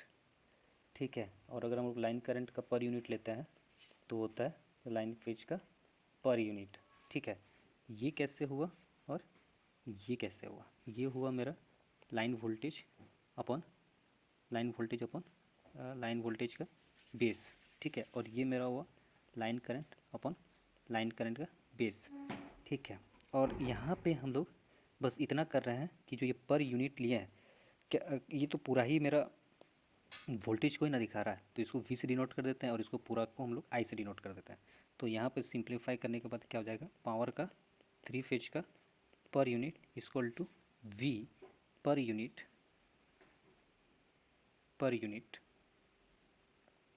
इंटू I का per unit into cos phi. ठीक है, यहाँ पे तुम लोग का हो जाएगा वोल्टेज का पर फेज का पर यूनिट इंटू आई पर फेज का per unit into cos phi. ठीक है, यहाँ सोचने वाली बात यह है कि यहाँ जो वोल्टेज होगा वो लाइन वोल्टेज और फेज वोल्टेज दोनों में कोई भी वैल्यू चेंज नहीं होगा, इसलिए दोनों ही इक्वल हो जाता है। ठीक है, दोनों ही मेरा इक्वल हो जाता है। और लास्ट में यहाँ पे तुम लोग ध्यान दो कि जो मेरा Q जो होता है, Q मतलब रिएक्टिव पावर। अगर ये तो अपरेंट पावर का था, ये सॉरी ये तो ये मेरा एक्टिव पावर का था। अगर मेरा रिएक्टिव पावर का होता तो रिएक्टिव पावर में क्या होता Q का अगर 3 फेज हो जाएगा पर यूनिट में, तो उसका वोल्टेज का पर यूनिट वोल्टेज इन पर फेज इंटू करंट का per phase into sine phi. ठीक है, ये चीज़ हो गया। इतना दूर हम लोग को दोनों को और जो भी देख रहा है सब कुछ समझ में आ गया। फॉल्ट एनालिसिस में काम आएगा, जहाँ सिमेट्रिकल और अनसिमेट्रिकल फॉल्ट होता है वहाँ पर ये चीज़ हम लोग देखेंगे। अब यहाँ पर एक मान लो कि ओल्ड बेस और न्यू बेस जो दिया हुआ है, ओल्ड बेस और न्यू बेस जो दिया हुआ है उसके बारे में बात करता है। ये जितना भी सेमेस्टर एग्जाम है सबसे ज़्यादा यही क्वेश्चन पूछा जाता है और यही सी टॉपिक से सबसे ज़्यादा पूछा जाता है। तो यहाँ पे थोड़ा सा तुम लोग ध्यान देना, जो सेमेस्टर एग्जाम देता है या फिर जो भी कम्पिटेटिव एग्जामिनेशन का प्रिपरेशन कर रहा है, सभी लोगों को यहीं से क्वेश्चन सबसे ज़्यादा पूछा जाता है पर यूनिट में, पावर सिस्टम में। ठीक है, अगर पर यूनिट इसमें दिया हुआ है तो ये दोनों इक्वल होता है। और हम लोग को ये भी पता है कि क्यू का single phase per unit is equal to होता है क्यू का 3 फेज का पर यूनिट, ये दोनों ही इक्वल होता है। अगर एक टॉपिक एकदम यहाँ पर सबसे इम्पॉर्टेंट टॉपिक है और वो हॉट टॉपिक में आता है पर यूनिट सिस्टम में, change of base of per unit quantities, per unit quantities. अगर यहाँ पे दो केस हम मानते हैं, ठीक है, दो केस लेते हैं हम। केस वन में क्या है कि हमारा वी बेस एक ओल्ड दिया हुआ है, ठीक है, और एस बेस ओल्ड दिया हुआ है, यही दोनों दिया हुआ है मेरा। इसमें हम लोग को इम्पीडेंस निकालना है, क्योंकि दो ही क्वांटिटीज़ हम लोग को हमेशा फाइंड आउट करना रहता है, या तो करंट या तो इम्पीडेंस। तो इस किसी क्वेश्चन में वोल्टेज का एक वैल्यू दिया हुआ है और करंट का एपरेंट पावर का एक वैल्यू दिया हुआ है, जिसमें हम लोग को एपरेंट पावर इम्पीडेंस निकालना है। तो यहाँ पर जेड का पर यूनिट जो है वो क्या होगा, ओल्ड इज़ इक्वल टू होता है जेड अपॉन जेड बेस का ओल्ड, इक्वल टू हो जाएगा, कैसे होगा ये भी हम तुमको अभी बता रहे हैं, Z upon V base old का स्क्वायर इंटू एस बेस। यहाँ पे तुम लोग ध्यान दो कि ये कैसे हुआ कि मेरा जो जेड बेस 1 है, 1 या फिर हम यहाँ पे 1 की जगह हम लोग मान लेते हैं ओल्ड है, उसको हम लोग क्या बोलते हैं, वी बेस ओल्ड का square upon S base old, ठीक है। और इसका क्या होता है, ये जो पूरा ही हम बता रहे थे, दोनों तो एक ही है ना, ये तो पूरा ही का बात कर रहे थे ऊपर में, वही हम लिखे हैं वी बेस ओल्ड का स्क्वायर अपॉन जेड बेस। तो अगर मेरा नीचे आ गया, बस सिंपल करने के लिए एस बेस के बराबर में हम लिखे हैं, ठीक है, बस इतना ही था। और इसको, ये जो मेरा पूरा है, इसको हम लोग क्या मान लेते हैं, इस पूरे को मान लेते हैं क्या, इस पूरे को मान लेते हैं हम लोग इक्वेशन 1, ठीक है। किसी भी पावर सिस्टम में एक चीज़ याद रखना, नोट पॉइंट लिखवा देते हैं तुम लोग को यहाँ पे, एक चीज़ हमेशा याद रखना, किसी पावर सिस्टम में वी बेस ए बेस दिया हुआ है तो कैलकुलेट ऐसे करना है, वी बेस और आई बेस, वी बेस और एस बेस दिया है तो जेड पर यूनिट ऐसे कैलकुलेट करना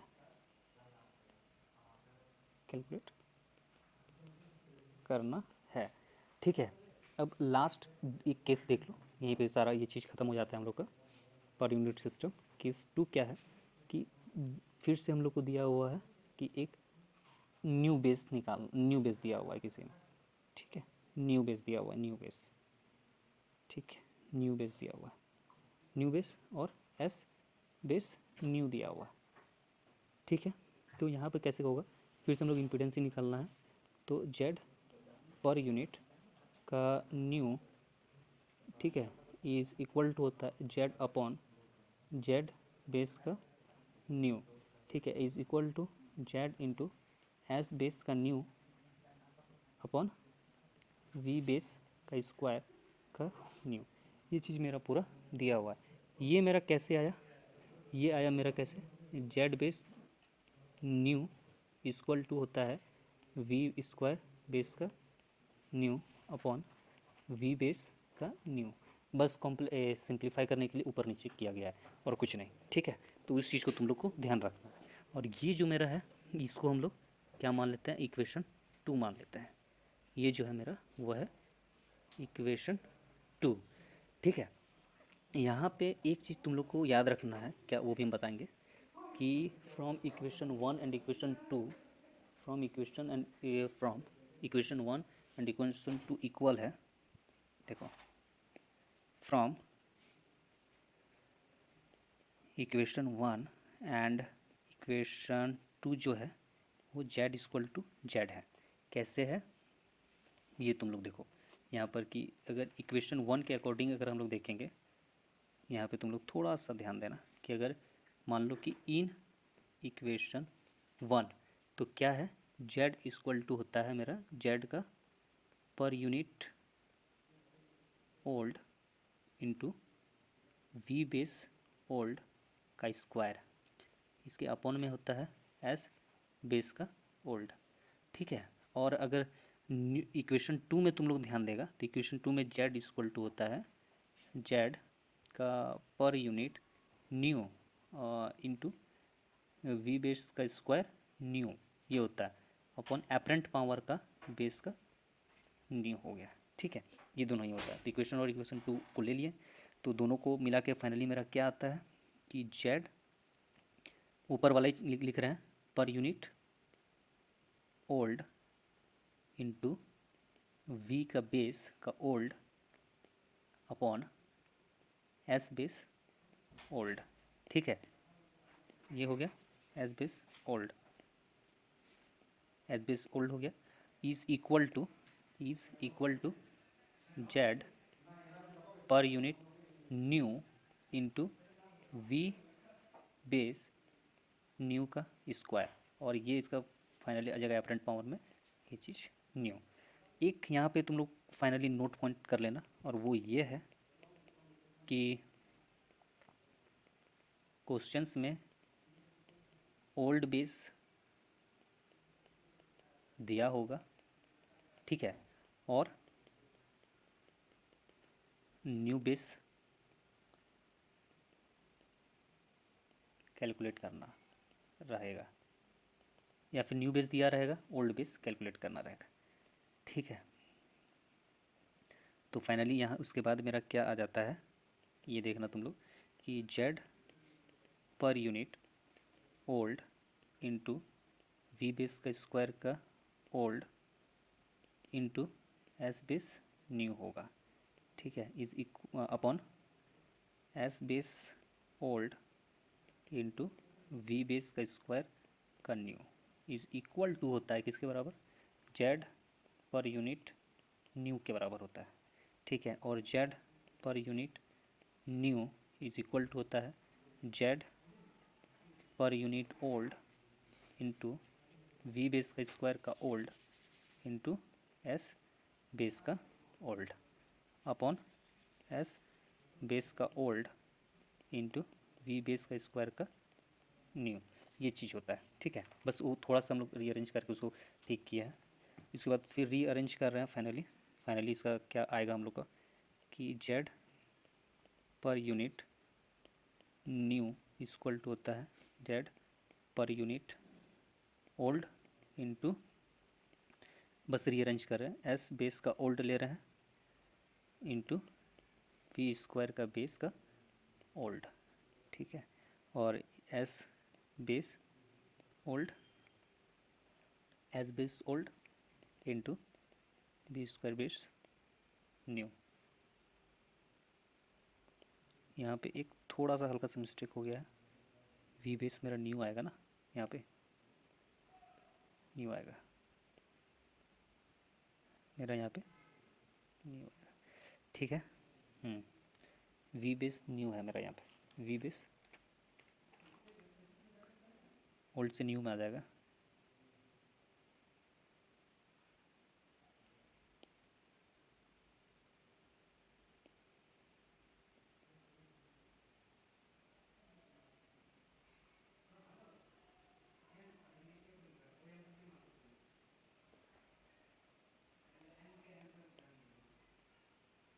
यहाँ पर मेरा ओल्ड ही रहेगा।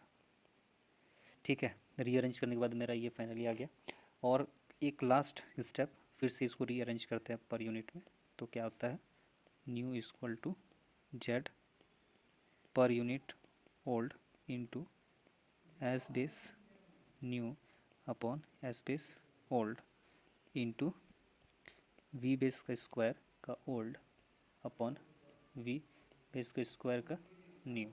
ठीक है, ये दोनों को बस अलग अलग करती हैं, और एपरेंट पावर का क्या होता है MVA। ठीक है, और वोल्ट का क्या होता है, पीस का क्या होता है KV में, तो इसका एक फार्मूला जो सबसे इम्पोर्टेंट फार्मूला है सेमेस्टर एग्ज़ाम के लिए, कौन सा, जे पर यूनिट का न्यू इक्वल टू होता है Z per unit old, Z per unit old into MVA का base new upon MVA base old, और इसका हो जाएगा KV का स्क्वायर का base old upon KV square का न्यू। ये मेरा एक फार्मूला बन गया।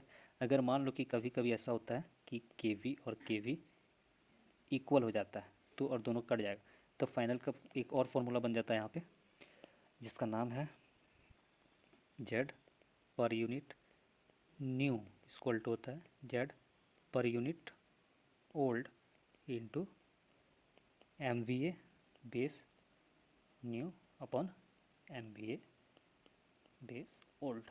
ठीक है, ये सारा चीज़ मेरा हो गया और पूरा समझ में आ गया होगा कि कैसे हुआ। अगर नहीं समझ में आया तो कमेंट करना, साथ ही चैनल को सब्सक्राइब करना, और नीचे दिया हुआ है गूगल फॉर्म, अगर कोई भी सेमेस्टर एग्ज़ाम का प्रिपरेशन करना चाहता है, electrical, mechanical, civil, CSE, mining, तो सब लोग वहाँ पे गूगल फॉर्म को फिल करें।